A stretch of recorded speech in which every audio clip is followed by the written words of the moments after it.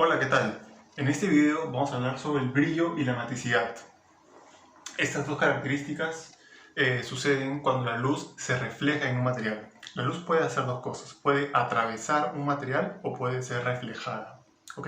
Si atraviesa el material, si entra en el material, esa luz puede remitirse o calentar el material. Pero en este caso vamos a hablar de lo que, cuando no ocurre eso, sino cuando la luz se refleja. ¿Ok? Cuando la luz se refleja, reflecta, que también puede decirse que técnicamente significa, el fenómeno se llama la reflectancia, pueden suceder dos cosas. Que la luz se refleje difusamente o que la luz se refleje especularmente. Cuando la luz se refleja de forma difusa, se dice que el material es mate. ¿Ok? Y cuando la luz se refleja de forma especular, se dice que el material es como un espejo y que es brilloso. ¿Ok? Lo que ocurre es lo siguiente: cuando la luz se refleja de forma difusa, por ejemplo, tenemos estos rayos rojos, que es la luz, y el soporte negro, y si se refleja de manera difusa, cuando la luz llega al soporte, obviamente se va a reflejar, pero se refleja en una dirección aleatoria. ¿Ok?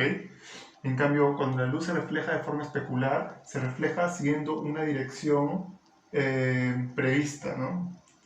Que sea simétrica al eje normal, ¿no? Que sea perpendicular al eje.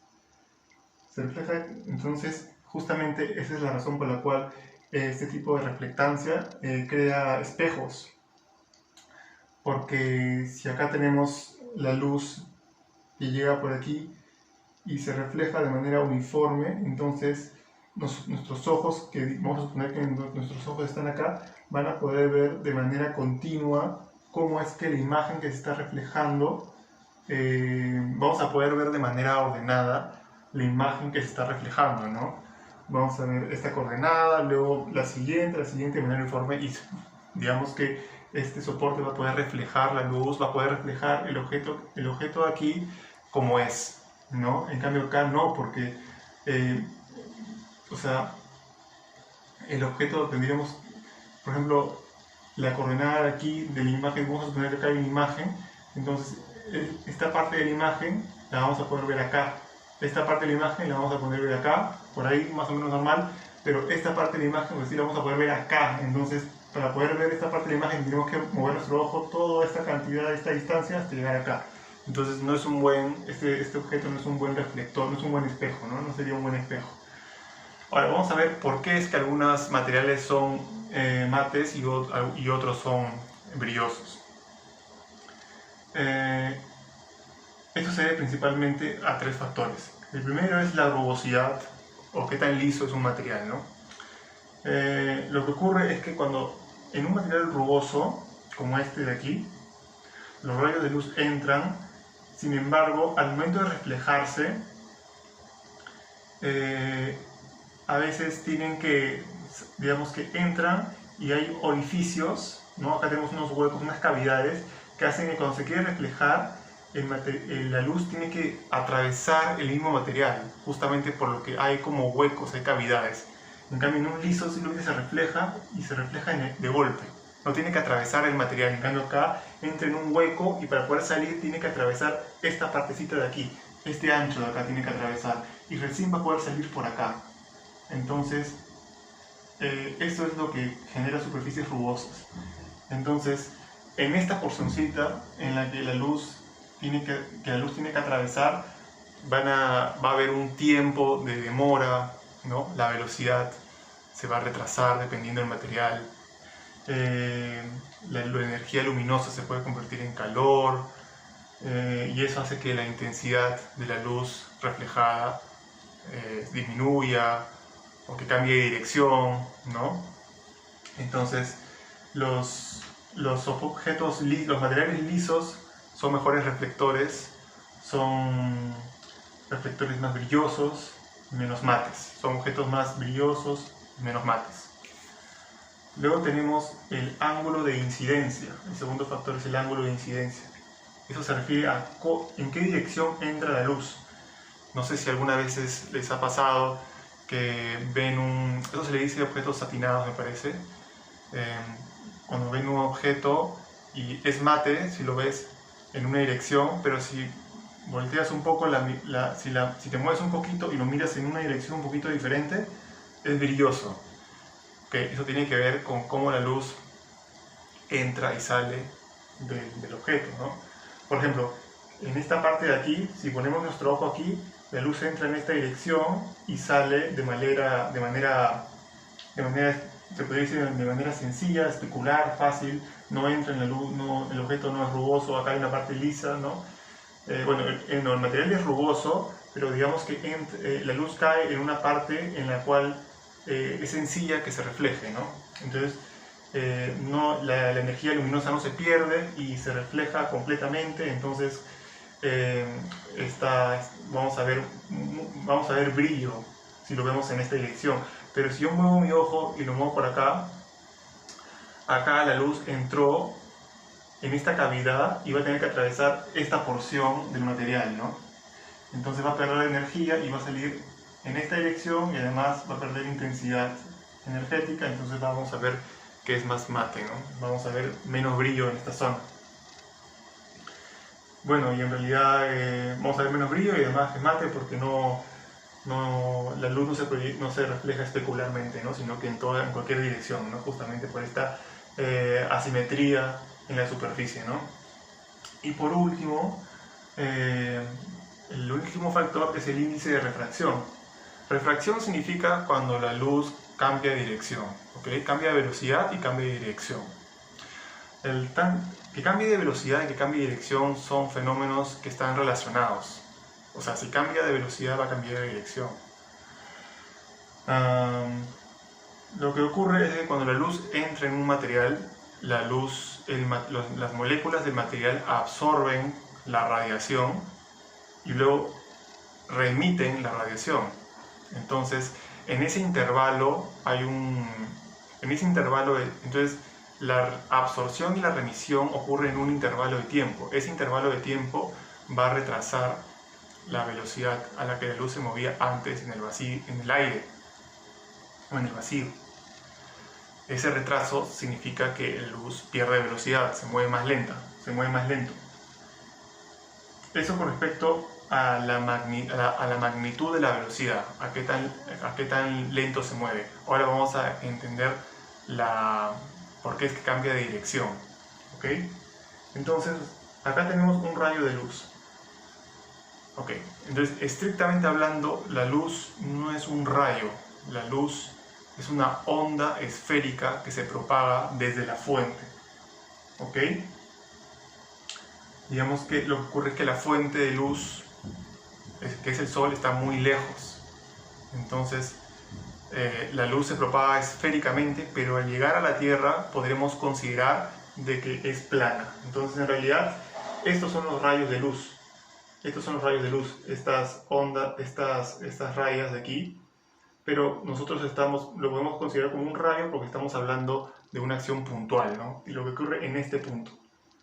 Pero la onda en realidad es todo este rayo. Esa es una onda,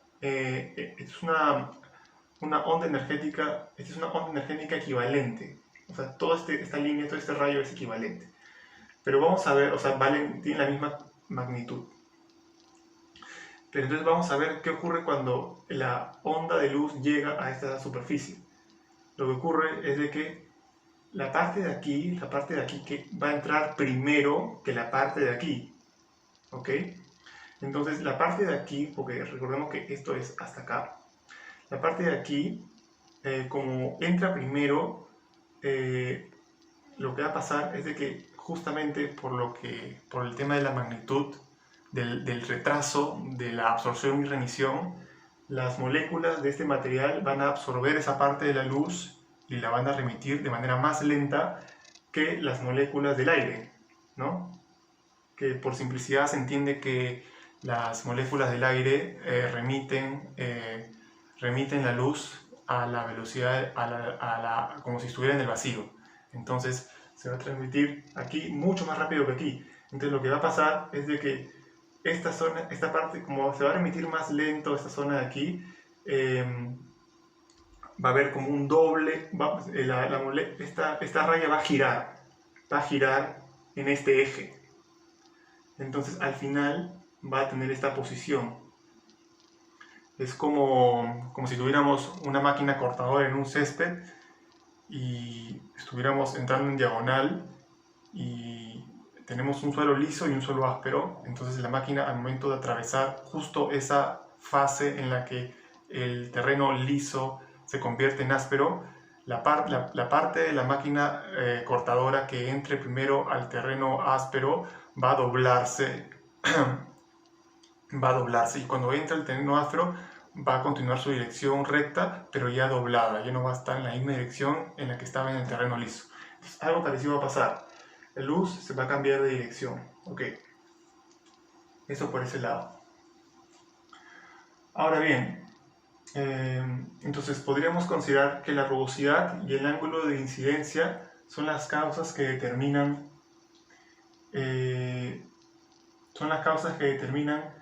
si se va a reflejar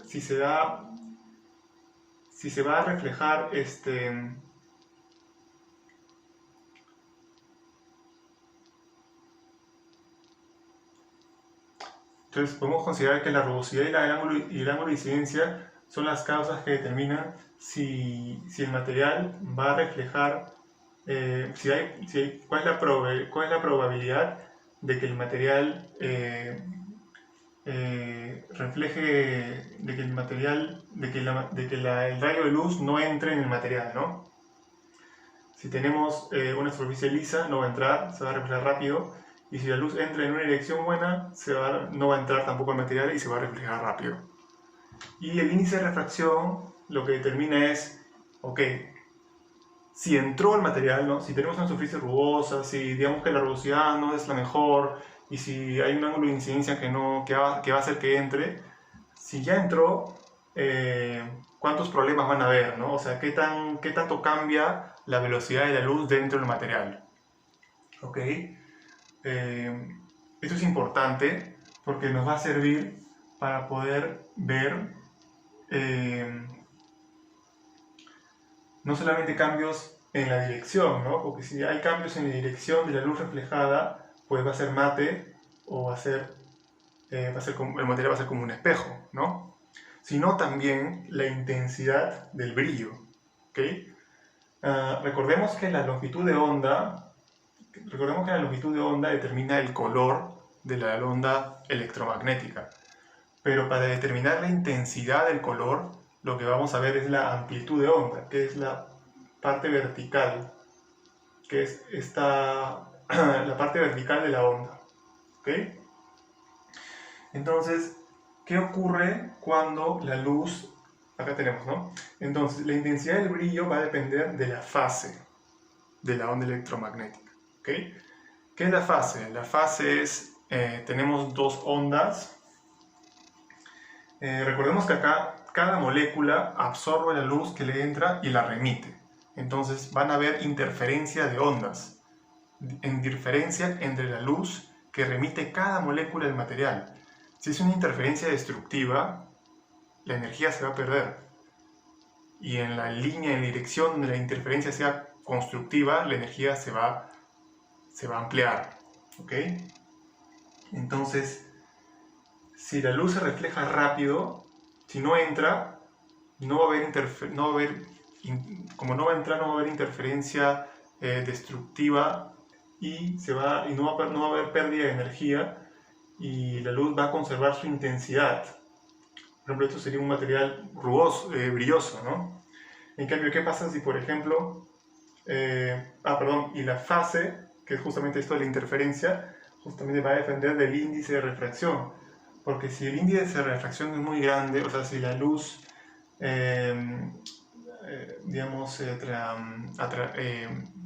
pasa por un material de manera lenta, lo que ocurre es lo siguiente. Recordemos que la frecuencia de la luz es igual a la velocidad de la luz entre la longitud de onda. Entonces, si la velocidad de la luz disminuye en un material, su longitud de onda tiene que aumentar. Entonces, digamos, acá tenemos... entonces, acá podemos ver... Entonces, si la luz pierde su su intensidad. Entonces, por ejemplo, si acá tenemos una luz, un rayo de luz que entra, y justamente porque pasa esto, porque entra en un ángulo de incidencia desfavorable, digamos, para un brillo, para un buen brillo, y además la superficie es rugosa. Entonces, y además, digamos que este es un material, y además este material tiene un índice de refracción alto, o sea que la luz disminuye su velocidad. Lo que va a ocurrir es que como disminuye su velocidad, justamente para poder, la energía se conserva, ¿ok? La energía se conserva. Como la energía se conserva, o sea, vamos a suponer que primero la energía se conserva. Si la energía se conserva, nada de la energía se convierte en calor, ¿ok? Toda la energía se conserva. Entonces, para que la frecuencia se conserve, y si la velocidad disminuye, entonces la velocidad disminuye, entonces la longitud de onda tiene que disminuir, ¿ok?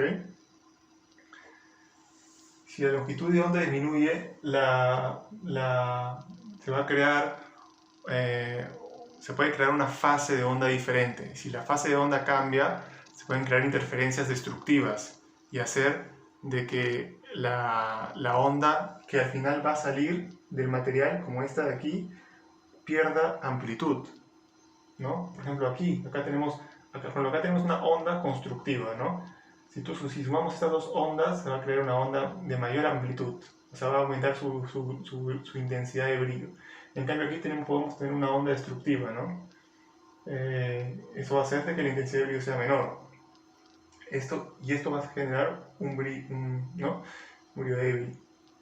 Entonces, no solamente es difuso porque su dirección cambia, ¿no? Sino que además tiene una intensidad débil.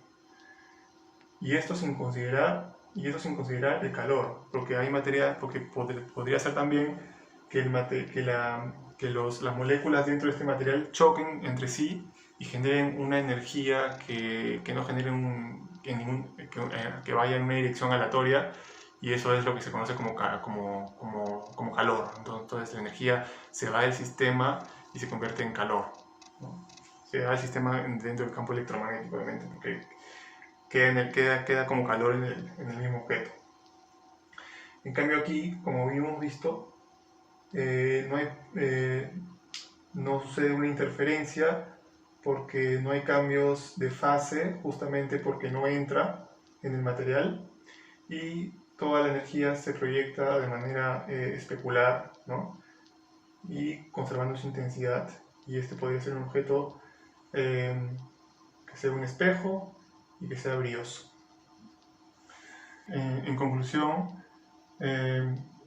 estos conceptos son bastante usados en la industria de la pintura, porque le va a dar ese grado de belleza, de estética, y también tiene un factor de utilidad al momento de ver un acabado de pintura, ¿no? Hay muchos brillos que le brindan una apariencia bonita a un acabado, y además también a veces es importante que la pintura sea mate para no causar incomodidad en la vista de una persona, ¿no? Bueno, espero que este video les haya gustado y nos vemos en un próximo video. Hasta luego.